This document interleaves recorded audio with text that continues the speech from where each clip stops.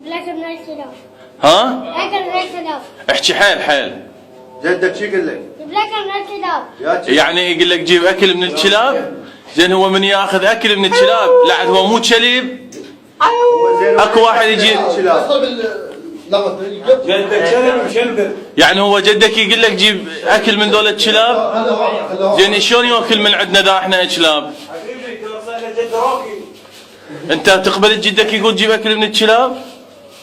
زين انت تاكل اكل مال الكلاب؟ يعني جدك شلون ياكل اكل مال الكلاب؟ هو شو اسمه جدك شو اسمه؟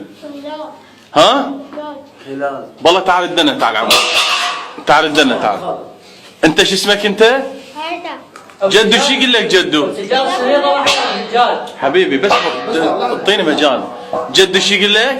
لكن ما الكلاب. لا تدق بهاي، اكل منين تجيب؟ لكن. يعني احنا كلاب؟ يلا بس احنا المثل مالنا يسمح لنا نخليك تجي تدخل وتاخذ وتروح، وهاي اخوان المجاهدين وما راح يسووا لك شيء. كله هذا زاد الامام. وهذا هو زاد الامام الحسين، شوف هذا الاكل وفوق كل هذا اجوا هاي كلامك وراح نعطيك، وهذا الاكل نعطيك نفر واحد بس. هذا قل له هذا زاد الامام يعني. قل له بس الكلاب مو احنا، الكلاب اللي يحكي عليه احنا، هاي طبيعتنا وهاي عادتنا وهذا مذهب اهل البيت. تقول له جدو، قل له دول مو كلاب، دول يعرفون شغله الانسانيه شنو. بس اللي يقول كلب هو الكلب، يعني يعرف نفسه شنو، دمه نقص. يلا روح.